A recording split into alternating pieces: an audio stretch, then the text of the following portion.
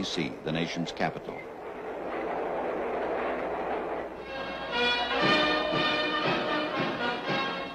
This will be the first meeting for President John F. Kennedy and Mrs. Kennedy with the man who played a leading role in the creation of African unity.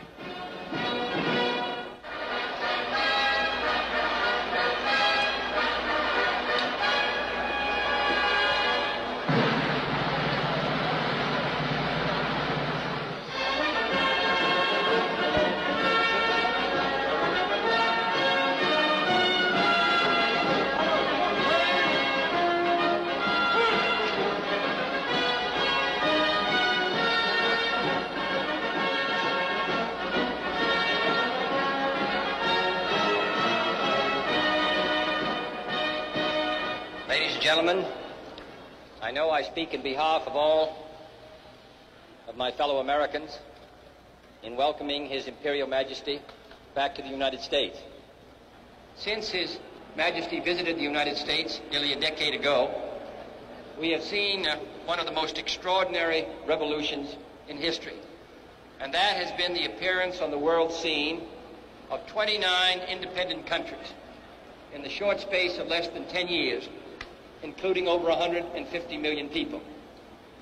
The conference recently held in His Majesty's capital served, I think, to bring together in a great cooperative movement the people of most of these countries.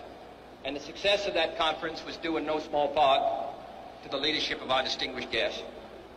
His efforts to move his country forward and provide a better life for its people, and his efforts throughout the world, which stretch back over 30 or 40 years. For all of this, Your Majesty, we take the greatest pride in welcoming you here. You do us honor, and I can assure you that there is no guest that we will receive in this country that will give a greater sense of livelier pride and satisfaction to the American people than your presence here today. Your Majesty, you're most welcome.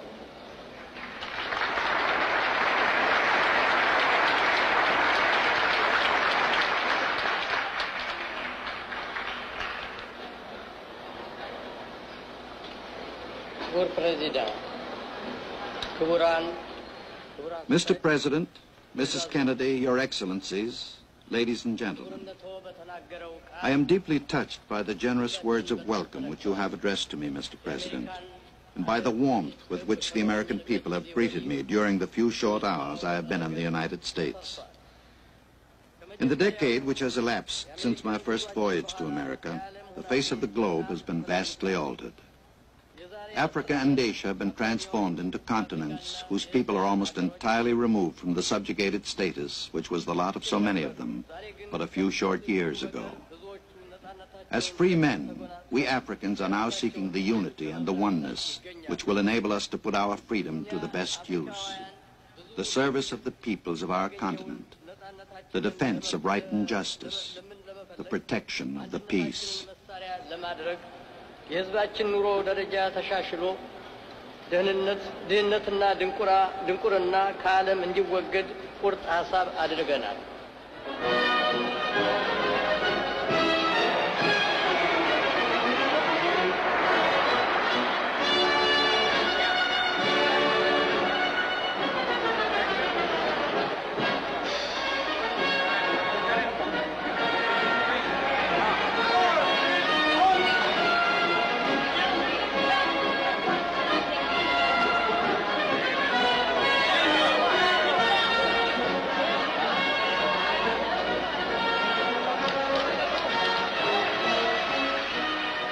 A group of Ethiopian women are among the welcoming crowds.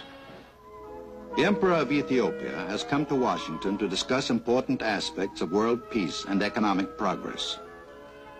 He confers with President Kennedy on African problems and aspirations in these vital areas.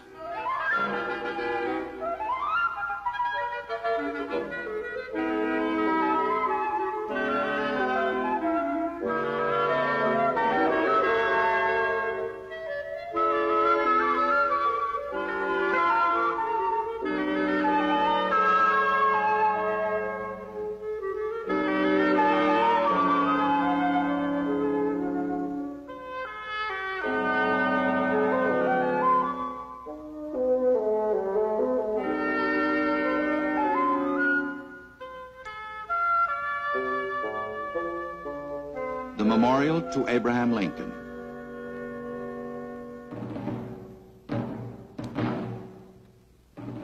The Emperor and his party arrive at the Lincoln Memorial to place a silver wreath in honor of the American president, who is an international symbol of unity and freedom. President Kennedy's Secretary of Interior, Stuart Udall, accompanies the Emperor. Included in the Emperor's party are Ras Imru Haile Selassie, Ambassador Dinky, Ethiopian Ambassador to the United States, and Ambassador Corey, United States Ambassador to Ethiopia.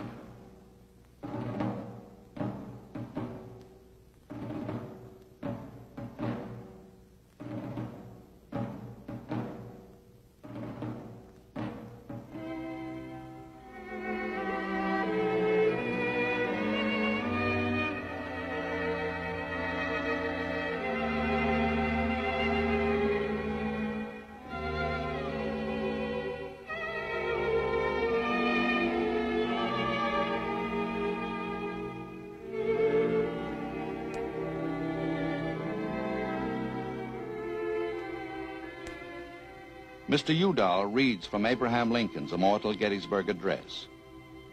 They gave the last full measure of devotion, that we here highly resolve that these dead shall not have died in vain, that this nation under God shall have a new birth of freedom, and that government of the people, by the people, for the people, shall not perish from the earth.